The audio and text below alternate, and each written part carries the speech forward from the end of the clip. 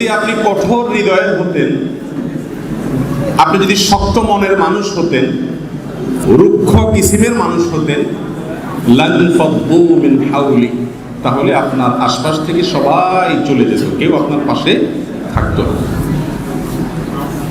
আজ আমরা রাসূল করিম সাল্লাল্লাহু আলাইহি সাল্লামের সেই বিনম্রতা এবং কোমলতার গুণ নিয়ে কিছু কথা আরজ করব। রাসূল আকরাম সাল্লাল্লাহু আলাইহি সাল্লামের বেশ কিছু হাদিসের আলোকে ইনশাআল্লাহ বিইذنিল্লাহ। সম্মানিত উপস্থিতি, বিনম্রতা এটি জান্নাতীদের একটি অত্যন্ত গুরুত্বপূর্ণ বৈশিষ্ট্য।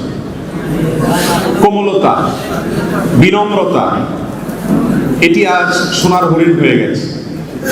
এখন রাগী মানুষের অভাব নাই, অন্যায় দেখলে মাথা গরম হয়ে যাওয়া মানুষের অভাব নেই, কিন্তু বিনম্র মানুষের বড় বেশি অভাব। রাসূল করিম সাল্লাল্লাহু আলাইহি সাল্লাম সহিহ মুসলিমের হাদিসে ইরশাদ করেছেন, ইন্নাল্লাহা ইউহিব্বুর রিফক। এক riwayat আছে ইন্নাল্লাহা রাফিক ইউহিব্বুর রিফক। আল্লাহ রাব্বুল আলামিনের গুণবাচক নামের ভেতরে একটা নাম হলো তিনি রাফিক, কোমল। ইউহিব্বুর রিফক, তিনি কোমলতাকে পছন্দ করেন, ভালোবাসেন। ওয়া ইউতি আলার রিফকি মা লা ইউতি আলাল উনফ। কোমলতা অবলম্বন করলে আল্লাহ তাআলা যা দেন, কঠোরতা এবং রুক্ষতা অবলম্বন করলে আল্লাহ রাব্বুল আলামিন তা দেন না। অন্য এক হাদিসে রাসূল আকরাম সাল্লাল্লাহু আলাইহি সাল্লাম বলেছেন, ইন্নাল্লাহা ইউহিব্বুর রিফকা ফিল আমরি কুল্লি। অর্থাৎ আল্লাহ রাব্বুল আলামিন সকল কাজে বিনম্রতাকে পছন্দ করেন। সকল কাজে, দুনিয়ার কাজে, আখিরাতের কাজে, সৎ কাজের আদেশে, অসৎ কাজের বাধা প্রদানে, দাওয়াতের কাজে, অন্যায়ের খণ্ডনে, সকল ক্ষেত্রে, ব্যক্তিগত জীবনে, পারিবারিক জীবনে, এমনকি জিহাদের ময়দানে, সকল ক্ষেত্রে আল্লাহ রাব্বুল আলামিন রিফক এবং কোমলতাকে পছন্দ করেন। ইন্নাল্লাহা ইউহিব্বুর রিফকা ফিল আমরি কুল্লি। আমরা কিছু মানুষ মনে করি যে কোমলতা ভালো জিনিস, তবে এটার একটা বিশেষ কিছু জায়গা আছে। আপনি অমুক জায়গায় কোমল হবেন, অমুক জায়গায় রুক্ষ হবেন। এই হাদিস বলছে সকল জায়গায়, সকল ক্ষেত্রে, প্রতিটি কাজে আল্লাহ রাব্বুল আলামিন কোমলতা এবং বিনম্রতা এটাকে আল্লাহ তাআলা পছন্দ করেন, ভালোবাসেন। অন্য একটা হাদিসে রাসূল আকরাম সাল্লাল্লাহু আলাইহি সাল্লাম ইরশাদ করেছেন, মান উতিয়া হাযযাহু মিনার রিফক ফাকাদ উতিয়া হাযযাহু মিনাল খায়র। যে ব্যক্তিকে যেই পরিমাণে কোমলতার গুণ দেয়া হয়েছে, তাকে সেই পরিমাণ কল্যাণ দেয়া হয়েছে। আর যাকে যতটুকু কম কোমলতা দেয়া হয়েছে, তাকে ততটুকু কম কল্যাণ দেয়া হয়েছে। এই হাদিস থেকে বোঝা গেল যে কোমলতার গুণ যে যত বেশি অর্জন করতে পারে, আল্লাহর পক্ষ থেকে সে তত বেশি তৌফিক ইয়াফতা, তৌফিক প্রাপ্ত, কল্যাণের অধিকারী, কল্যাণ প্রাপ্ত। অন্য এক হাদিসে রাসূল আকরাম সাল্লাল্লাহু আলাইহি সাল্লাম বলেছেন, যে সহিহ মুসলিমে এসেছে, আমাদের আয়েশাকে তিনি বলেছেন, আলাইকি বির রিফক। আয়েশা, তুমি কোমল থাকার চেষ্টা করবে, কোমল হবে, বিনম্র হবে। ইন্নার রিফকা মা কানা ফি শাইইন ইল্লা জানা ওয়া মা নুজিআ মিন শাইইন ইল্লা খানা। কোমলতা এমন একটা বিষয়, যেই কোনো কাজে, এমনকি কারোর সাথে যদি কোনো কারণে বিতণ্ডায় লিপ্ত হতে হয়, কোনো কারণে কারোর সাথে যদি বিতর্কে লিপ্ত হতে হয়, বা কোনো কঠিন পদক্ষেপ নিতে হয়, কাউকে যদি শাসন করতে হয়, অন্যায়ের যদি প্রতিবাদ করতে হয়, প্রতিরোধ করতে হয়, যে কোনো কাজে, ইন্নার রিফকা মা কানা ফি শাইইন, আমভাবে নবী সাল্লাল্লাহু আলাইহি সাল্লাম বলছেন, যেই কোনো কাজে যদি কোমলতা যুক্ত হয়, জানা, কাজটা সৌন্দর্যমণ্ডিত হয়ে যায়, কাজটার কোয়ালিটি অনেক বেড়ে যায় যদি সেখানে শুধু কোমলতার গুণটা যুক্ত হয়। ওয়া মা নুজিআ মিন শাইইন ইল্লা শানা। আর কোনো কাজ থেকে, কোনো পদক্ষেপ থেকে কোমলতার গুণটি যদি সরিয়ে নেওয়া হয়, বিনম্রতা যদি না থাকে, সে কাজটা যত ভালো কাজ হোক না কেন, ওই কোমলতা না থাকার কারণে সেটা ত্রুটিযুক্ত হয়ে যায়। একজন সালাত আদায় করছে না, গাফলতি করছে, আপনি ওই ব্যক্তিকে অত্যন্ত রুক্ষভাবে বললেন, এই তুমি সালাত আদায় করো না কেন, তুমি কি মানুষ না নাকি, তোমাকে এত বলা বললাম। আপনি তাকে খুব রুক্ষভাবে বকাঝকা করলেন।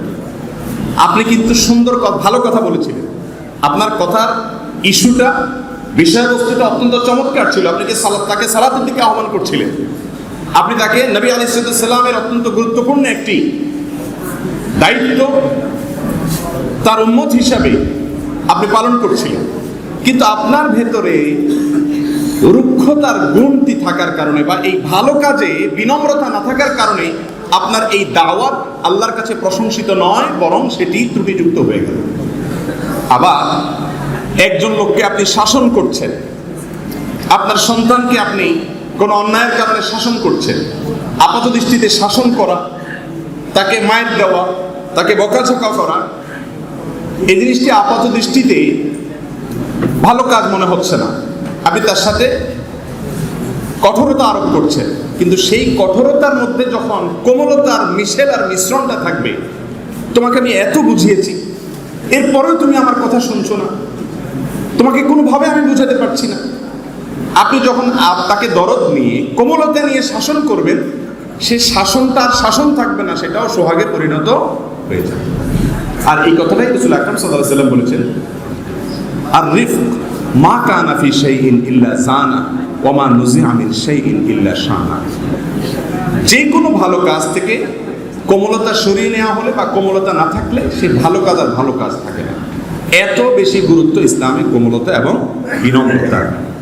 সম্মানিত উপস্থিতি, জাবের রাদিয়াল্লাহু তাআলা আনহু থেকে একটি হাদিস বর্ণিত হয়েছে, আর রিফকু রাসুল হিকমাহ। হিকমার মূল হলো কোমলতা, বিনম্রতা। রাসূল আকরাম সাল্লাল্লাহু আলাইহি ওয়াসাল্লাম বলেছেন, আল মুমিনুন হাইয়িনুন লাইয়িনুন।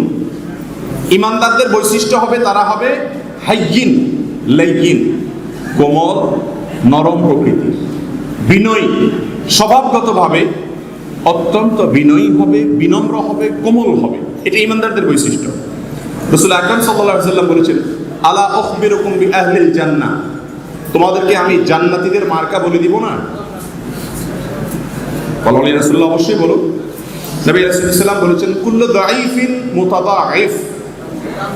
অনেক মুহাদ্দিসগণ মুতাদাআফ পড়েছেন, যার অর্থ হলো যে লোকটি দুর্বল,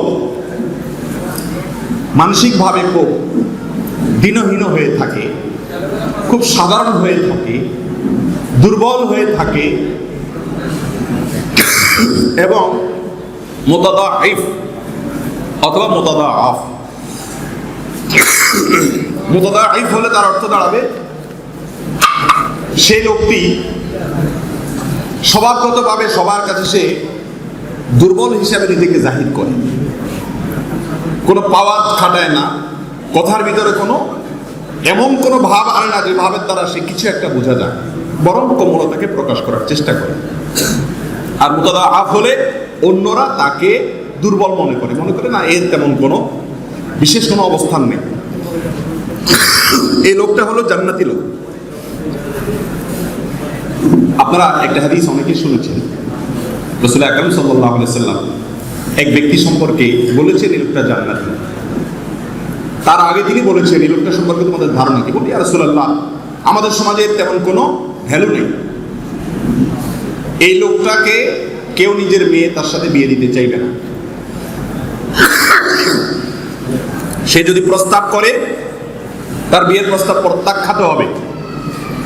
ইয়া রাসূলুল্লাহ, এই লোকটি আমাদের মধ্যে খুবই সাধারণ। নবী আলাইহিস সালাম এরপরে আরেক লোককে দেখিয়ে বললেন, এই লোক সম্পর্কে তোমাদের ধারণা কি? ইয়া রাসূলুল্লাহ, এই লোকটা খুব সম্ভ্রান্ত, খুব সম্মানিত, তাকে সবাই খুব গুরুত্বের সাথে নেয়, সে কারণ মেয়ে বিয়ে করার প্রস্তাব করলে তার প্রস্তাব সাথে সাথে গ্রহণ করা হবে এবং তাকে সামাজিক কারণ নানাভাবে ভালো অবস্থান দেওয়া হবে। ওই যে দুর্বল যাকে মনে করা হয়, দিনদার এবং সাধারণ মানুষ সবাই তাকে দুর্বল মনে করে।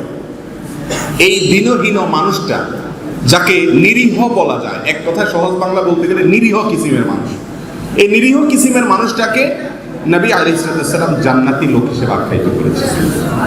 ভাইয়ের আমার, আজকাল আমরা কেউ নিরীহ হতে চাই না, আমরা সবাই দাপুটে হতে চাই, দাপুটে, দাপট। এবার জাহান্নামীদের মার্কা শুনেন। একই হাদিসে নবী আলাইহিস সালাম বলেছেন, আলা উখবিরুকুম বিআহলিন নার, তোমাদেরকে আমি জাহান্নামীদের মার্কা বলে দিব না যে জাহান্নামী লোক কারা, তাদের আলামত কি? নবী আলাইহিস সালাম বলেছেন, জাহান্নামীদের আলামত হলো কুল্লু উতুল্লি জাওয়াদিন মুস্তাকবির, স্বভাবগতভাবে যারা রুক্ষ, কাউকে পাত্তা দেয় না, দাপট নিয়ে চলে, তার কথাই সবার উপরে থাকবে, আমার উপরে আবার কথা, এত বড় সাহস, সব জায়গায় তার দাপট সে দেখানোর চেষ্টা করে, কারোর কথা সহ্য করে না। এই টাইপের অহংকারী রুক্ষ স্বভাবের মানুষ, এদেরকে নবী আলাইহিস সালাম বলেছেন এরা হলো জাহান্নামী। যদিও আমরা এই হাদিসের আলোকে কোনো ব্যক্তি বিশেষকে জান্নাতি বা জাহান্নামী হিসাবে সার্টিফিকেট দিব না, নবী আলাইহিস সালাম সেটা করতে বলেন না, শুধু মার্কা বলেছেন। মার্কা দেখেই সবসময় চূড়ান্ত সিদ্ধান্তে আসা যায় না, কিন্তু এই হাদিস থেকে অন্তত বোঝা গেল। এভাবে বিনম্রতা এবং কোমলতার গুণ সম্পর্কে যদি আমরা শুধুমাত্র নবী সাল্লাল্লাহু আলাইহি ওয়াসাল্লামের হাদিসগুলোকে বলতে থাকি, আমার মনে হয় আরো আধা ঘন্টা আমরা একের পর এক হাদিসগুলো শুধু বলে শেষ করতে পারবো না। আমি আর বিনম্রতা সম্পর্কে নবী সাল্লাল্লাহু আলাইহি ওয়াসাল্লামের হাদিসকে কোট করছি না, এটুকুই আশা করি যথেষ্ট হবে। আমি আরজ করতে চাই, ফজলতুল উস্তাদ ডক্টর মনজুর ইলাহি হাফিজাহুল্লাহ তার আলোচনায় বলেছেন, আমাদের একটা বড় সংকট আছে। সে সংকটটা হলো আমাদের মধ্যে বিনম্রতার গুণটা এখন হারিয়ে গেছে। আমাদের অনেক ক্ষেত্রে উন্নতি আছে, কিন্তু বিনম্রতার গুণের ক্ষেত্রে আমাদের অবনতি। আমরা রুক্ষ, আমরা বৎস্বভাবের, আমরা আক্রমণাত্মক, আমাদের মুভমেন্ট হলো অ্যাটাকিং মুভমেন্ট, আমরা বিনয়ী না। সোশ্যাল মিডিয়াতে আপনারা দেখবেন যে মনে করেন কোনো নাস্তিক কোনো ইসলাম বিরোধী কথা লিখেছে, অথবা ইসলামকে আক্রমণ করে কিছু বলেছে, একজন ইমানদার হিসেবে আপনার কষ্ট লাগা কাজ করবে, অবশ্যই ঘৃণাবোধ আসবে, অবশ্যই আপনার জেদ তৈরি হবে, কিন্তু আপনি তাকে কি রিপ্লাই দিবেন, তাকে কি বলবেন, সে ব্যাপারে আপনাকে দায়িত্বশীল আচরণ করতে হবে, ভূমিকা রাখতে হবে। যদি না করে, তাহলে আপনি যেটা ইসলামের খেদমত মনে করছেন ওইটাই ইসলামের ক্ষতি হিসেবে বিবেচিত হবে। আজ ডক্টর মনজুর ভাই যেটা বললেন যে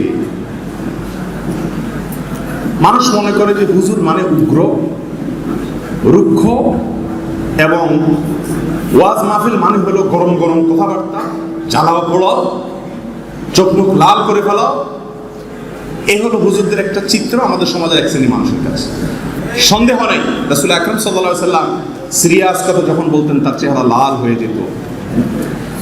কোনো অন্যায় দেখলে, আল্লাহর নির্দেশ বিরোধী, আল্লাহর নির্দেশের লঙ্ঘন, এটা দেখলে নবী সাল্লাল্লাহু আলাইহি সাল্লামের চেহারায় রাগের আভা ফুটে উঠত। কিন্তু আমাদের মতো এরকম জামার হাত গোছানো আর সামনে সব ফেলে দেওয়া, এই ধরনের আচরণ রাসূল আকরাম সাল্লাল্লাহু আলাইহি সাল্লামের জীবনে একটি বারের জন্য করেছেন বলে কোনো হাদিস থেকে পাওয়া যায়। কিন্তু আমরা সেই কাজগুলো করছি, ইসলামের সেবা মনে করি।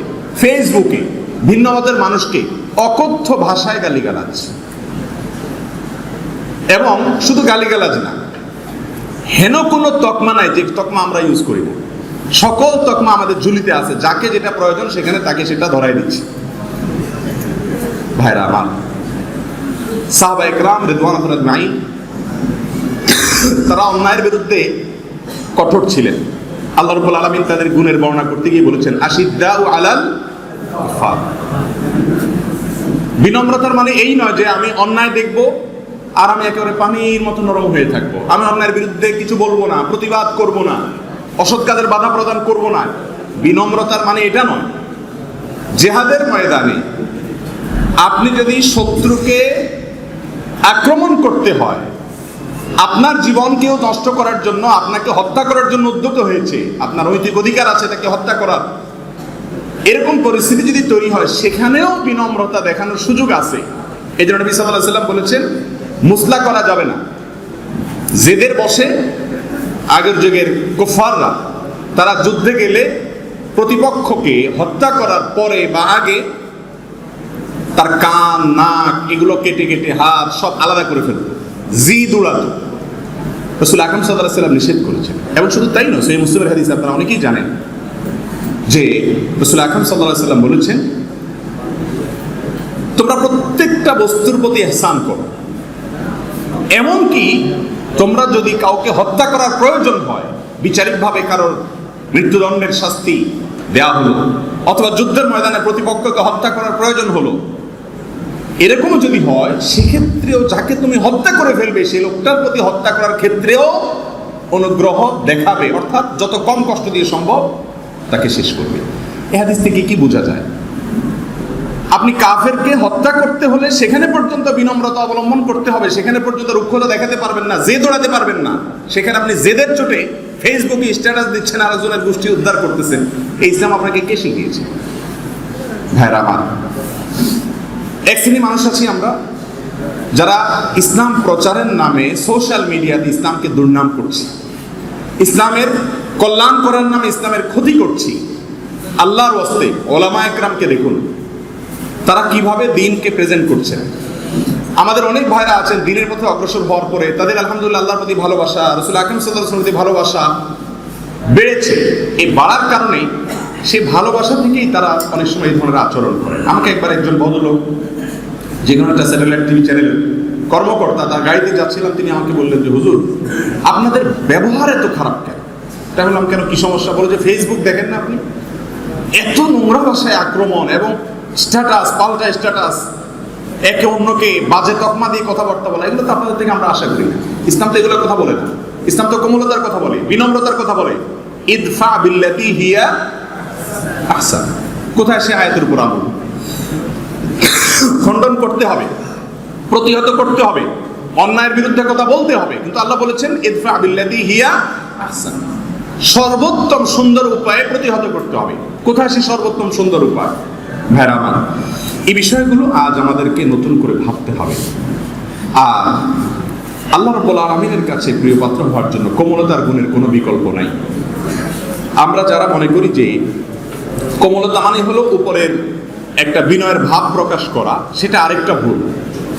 কোমলতা মানে কিন্তু উপর দিয়ে ভেঙে পড়া না। কোমলতা মন থেকে আসে, ভেতর থেকে আসে। আপনার যদি ভেতর থেকে কোমলতা থাকে, বিনম্রতা থাকে, বিনয় থাকে, নিজেকে ছোট মনে করেন, নিজেকে হেয় মনে করেন, নিজেকে তুচ্ছ মনে করেন, অন্যকে ভালো মনে করেন, অথবা অন্যের ত্রুটির ক্ষেত্রে ওজর তালাশ করেন, আপনার এই কোমলতাটা ভেতরে থাকবে, বাইরে সেটা প্রকাশ পাবে।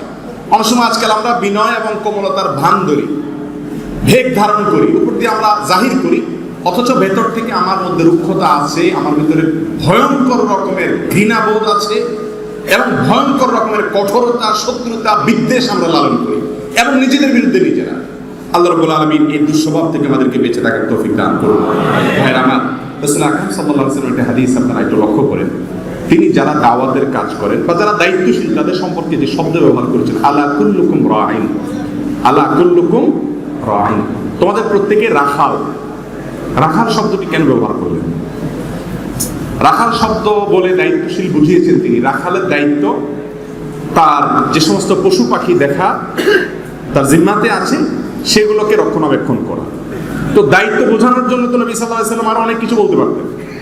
পশু পাখির দায়িত্বশীল যে ব্যক্তি রাখাল, তার কথা কেন বললেন? এর সম্পর্কে অনেক উলামা একরাম বলেন যে এটা এই কারণ হলো রাখালের কাজটা খুব জটিল। বিশেষ করে আরবে ছাগলের পাল এগুলো রাখালরা বেশিরভাগ দেখাশোনা করতেন, এবং আম্বিয়া আলাইহিস সালাম ছাগল লালন পালন করেছেন। ছাগলের রাখালে যে ব্যক্তি করে তার কাজটা কত কঠিন দেখেন। গলায় রশি আছে, ছাগলকে আপনি টানবেন যেদিকে, সে উল্টা দিকে যাবে। তার পদ্ধতি হলো, তার তরিকাটাই হলো, আপনি যেদিকে যাবেন তাকে তার উল্টা দিকে যেতে হবে। আপনি টানবেন ডানে, সে যাবে বামে, আপনি যাবেন সামনে, সে যাবে পিছে, আবার আপনি পিছের দিকে টানেন, দেখবেন সে উল্টা দিকে যাবে। এ হলো ছাগলের চরিত্র।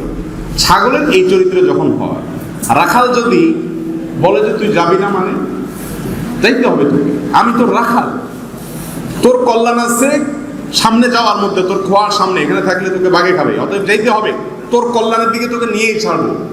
রশি ধরে যদি শুধু অন্ধের মতো টানা শুরু করে দেয়, তো গলায় ফাঁস লেগে ছাগল মারা যাওয়ার সম্ভাবনা আছে। কি করতে হয় রাখালে?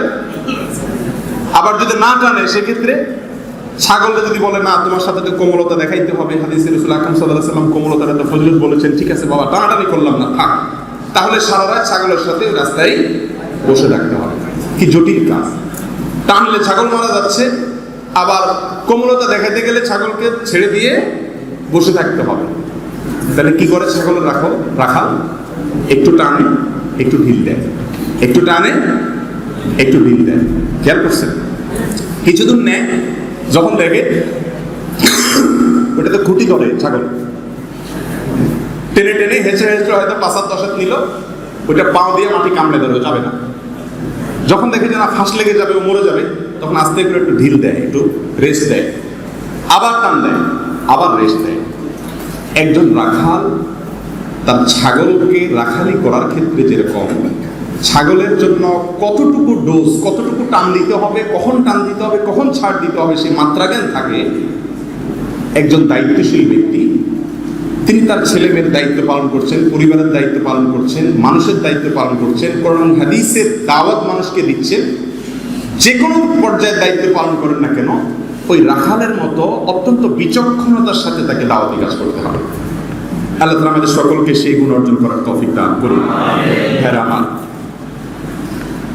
আল্লাহ রাব্বুল আলামিন তার প্রিয় বান্দাদের গুণ যেখানে চিত্রায়িত করেছেন, গোটা কোরআন আপনি যদি খোলেন দেখবেন যে সব জায়গাতে আল্লাহ রাব্বুল আলামিন তার প্রিয় বান্দাদের একটি গুণ অবশ্যই উল্লেখ করেছেন, তা হলো বিনম্রতা, কোমলতা। আল্লাহ রাব্বুল আলামিন ইরশাদ করেছেন, ওয়া ইবাদুর রহমানিল্লাযীনা ইয়ামশুনা আলাল আরদি হাওনা ওয়া ইযা খাতাবাহুমুল জাহিলুনা ক্বালু সালামা। যখন তারা চলে খুব বিনয়ী হয়ে চলে, দম্ভ ভরে চলে না, বিতর্ক এড়িয়ে চলে, জাহেলদের সাথে কিভাবে কথা বলতে হবে সেটাকে অ্যাপ্লাই করে চলে। এগুলো হলো বিনয়ী মানুষদের গুণ এবং কোমল মানুষদের গুণ। অতএব এই গুণগুলো আমাদের মধ্যে আসা উচিত।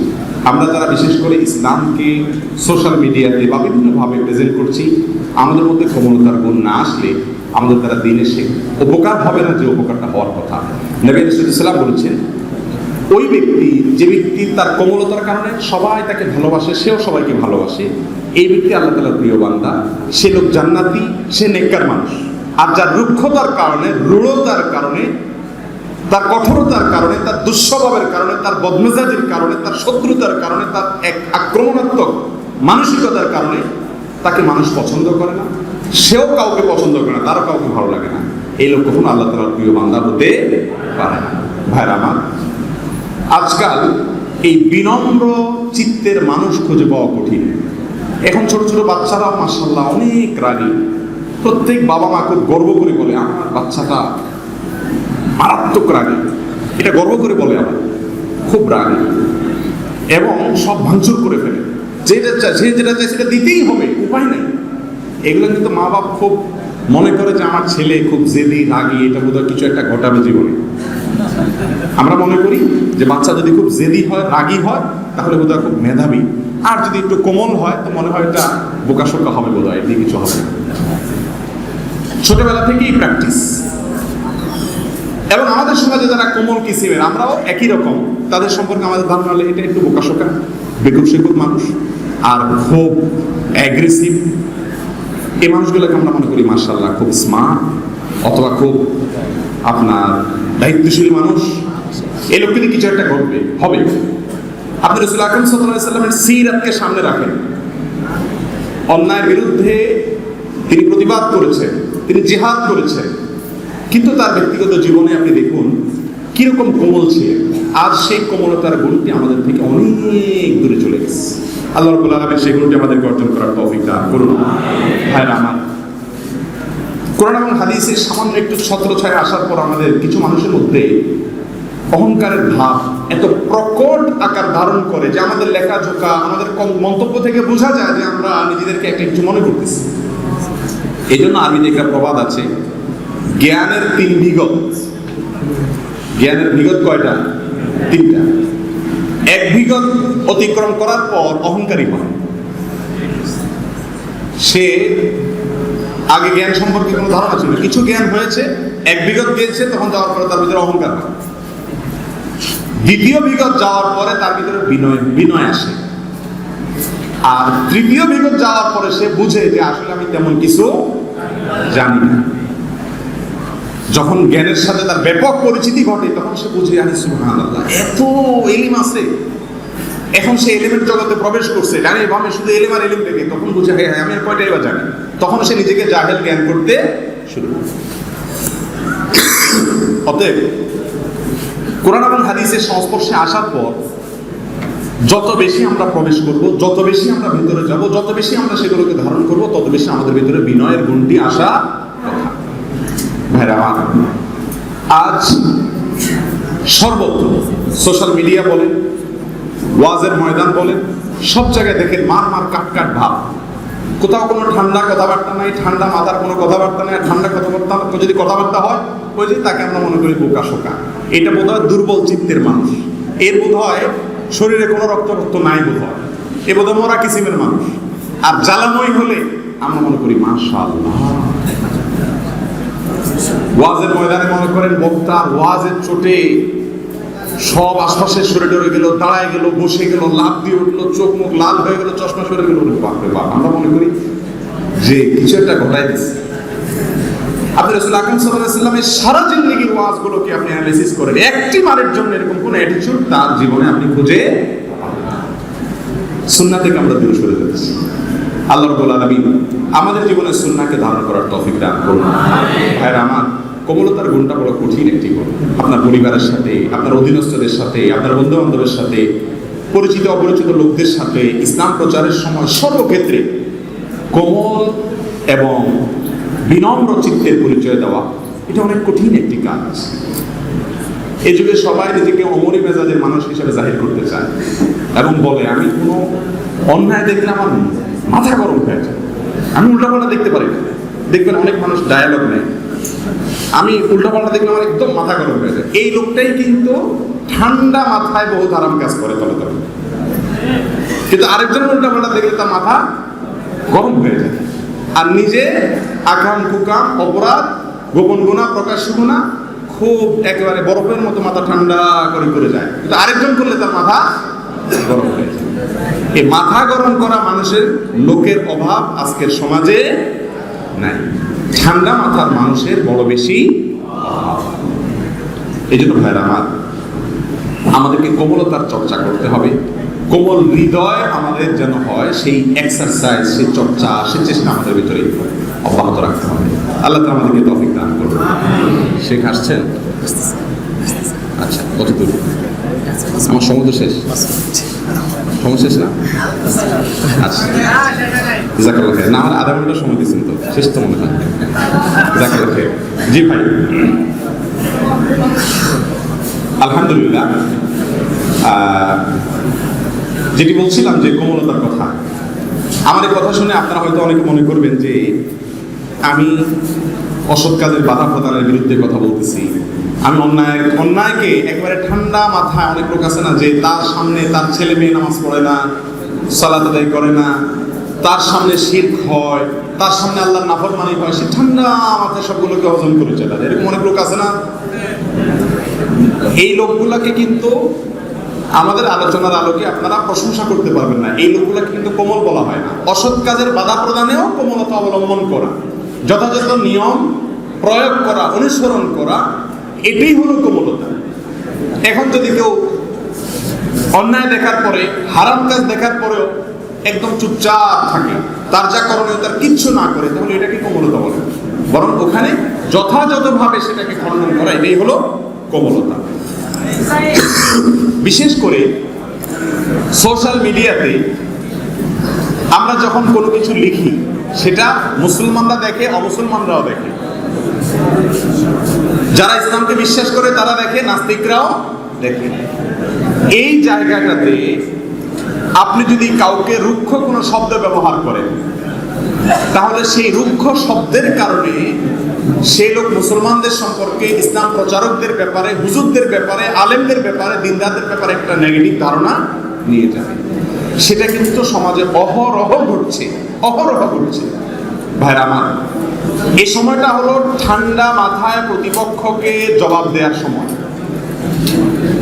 আপনি দেখবেন আমেরিকার যে সদ্য সাবেক হওয়া প্রেসিডেন্ট ডোনাল্ড ট্রাম্প, তার আগে যে সমস্ত প্রেসিডেন্টরা গেলেন, যুদ্ধবাজ বড় বড় প্রেসিডেন্ট গুলো ছিলেন না, বিল ক্লিন্টন, বুশ, যারা, এই গুণটি আমাদের অর্জন করার চেষ্টা করতে হবে এবং যথাসম্ভব কোমলতার গুণটিকে সকল ক্ষেত্রে, বিশেষ করে দাওয়াতের ক্ষেত্রে আমাদেরকে খুব বেশি প্রয়োগ করতে হবে, যাতে করে মানুষ এটা না বলতে পারে যে হুজুর তেড়া। অনেকে বলে হুজুররা তেড়া, হুজুররা তেড়া, জমার বহু বচন ব্যবহার করে বলে হুজুররা তেড়া। এই শব্দটা অনেক সময় অবিচার করা হয়, আবার অনেক সময় আমাদের ভালো কথা বলার পদ্ধতিগত ত্রুটির কারণে বলা হয়। বিধায় আমাদের সেই জায়গা আবার ফিরে যেতে হবে। আল্লাহ আমাদের সবাইকে সেই তৌফিক দান করুন। ভাইরা আমার, আমি যে কথাটি বোঝাতে চেয়েছি সেটা হলো একটাই, যে আমরা আসল কোমল হওয়ার চেষ্টা করি, রুক্ষতার গুণটাকে পরিহার করার চেষ্টা করি, অন্যায়ের বিরুদ্ধে অবশ্যই কথা বলবো, অসৎ কাজের অবশ্যই বাধা প্রদান করবো, সেক্ষেত্রেও যাতে কোমলতার গুণটি আমাদের থেকে হারিয়ে না যায়। যদি যায় তাহলে কোমলতার গুণ হারিয়ে গেলে কাজটা যত ভালো কাজ হোক, অসৎ কাজের বাধা প্রদানের কাজটাও ত্রুটিযুক্ত হয়ে যাবে, সেটা আর প্রশংসনীয় থাকবে না। বিশেষ করে, আবারও বলছি, বিশেষ করে বারবার বলছি, ফেসবুক, ইউটিউব এটা আমাদের ঘর বাড়ি না। এখানে সব চিন্তার মানুষরা আছে। এখানে বাজে কোনো কথা লেখা, বাজে কোনো মন্তব্য করা, এমনকি একজন মানুষ ইসলামকে চরম আকারে গালি দিয়েছে, আপনি তাকে নিয়েও যদি আজে বাজে কোনো কথা বলেন, অশ্লীল কোনো কথা বলেন, অনেক সময় দেখা যায় একজন বেপরদা মেয়ে একটা মন্তব্য করেছে, তার প্রোফাইল পিকচারটি দেখে বোঝা যাচ্ছে তিনি বেপরদা, শুধু এই কারণে তার কমেন্টের ওখানে অনেক আপত্তিকর কথা আমাদের অনেক ভাইরা লেখেন, নামাজি কালামে ভাইরা লেখেন। এটা কি ইসলামের শিক্ষা? এই লোকটাকে এভাবে আক্রমণ করা? কোথায় সে দাওয়াত বিল হিকমাত ওয়াল মাউইযাতিল হাসানাতি? এটা আমাদের থেকে আজ হারিয়ে চলে গেছে। আল্লাহ রাব্বুল আলামিন এই গুণটি আমাদেরকে অর্জন করার তৌফিক দান করুন। ঈমানদার কোমল হতে হবে। আল্লাহ তাআলা কোমলতাকে পছন্দ করেন এবং যে ব্যক্তির মধ্যে কোমলতা নাই, সে ব্যক্তির মধ্যে কোনো কল্যাণ নাই। যার ভিতরে কোমলতা আছে তার ভিতরে যাবতীয় এবং সমূহ কল্যাণের গুণটি আছে। আল্লাহ তাআলা আমাদেরকে বিনয়ী হওয়ার তৌফিক দান করুন। আল্লাহ তাআলা আমাদেরকে কোমল হৃদয়ের হওয়ার তৌফিক দান করুন। আমরা যেন রুক্ষতা, রূঢ়তা, জাহান্নামীদের বৈশিষ্ট্য যেগুলো আছে সেগুলো থেকে নিজেদেরকে পবিত্র করতে পারি। আল্লাহ তাআলা আমাদেরকে সেই তৌফিক দান করুন। ভাইরা আমার, এখানে আমার এত লম্বা কথা বলার সময় না। এত বড় বড় ওলামা ইকরাম আছেন, প্রফেসর ডক্টর মুখতার হাফিজাহুল্লাহ সেই চট্টগ্রাম থেকে এসেছেন। এই সমস্ত ওলামাদের উপস্থিতিতে আমার আসলে কথা বলার দরকার ছিল না। আমি তো 5 মিনিটের হুজুর, আপনারা জানেন আমার লেন্থ হলো 5 মিনিট, সেখানে এত সময় কথা বলে ফেলেছি, এটা বেশি হয়ে গেছে, তাই না? আমার লেন্থ 3 থেকে 5, অতএব সেটা আমি ক্রস করে গিয়েছি। ফেনীতে এত সুন্দর একটা আয়োজন অত্যন্ত ভালো লেগেছে, আলহামদুলিল্লাহ। মাদ্রাসাতুল হিদায়াহ ফেনী, আমরা দোয়া করি এটা সহ আরো যত দ্বীনি প্রতিষ্ঠান আছে, কোরআন এবং সুন্নাহকে যারা সমাজের সর্বস্তরে প্রচার করতে চায়, আল্লাহ রাব্বুল আলামিন তাদের সবার কাজে বারাকা দান করুন। বিশেষ করে মাদ্রাসাতুল হিদায়াহ আজকে যে চমৎকার আয়োজন করেছে, এরকম আয়োজন আরো বারবার হওয়া দরকার। আমরা গতানুগতিক মাহফিলের চাইতে এ ধরনের প্রোগ্রামে অনেক বেশি রিল্যাক্স বোধ করি। আলহামদুলিল্লাহ, এ ধরনের প্রোগ্রামের পরিমাণ আরো বেশি হওয়া দরকার। শেখ মোহাম্মদ আলী ভবিষ্যতে আমাদেরকে দাওয়াত দিবেন, এই আশাবাদ রাখছি। যে ওয়াজের পরে বলে না যে বাকি কথা সামনে বছর বলবো, আমি বাকি কথা ইনশাআল্লাহ পরবর্তী বছর বলবো।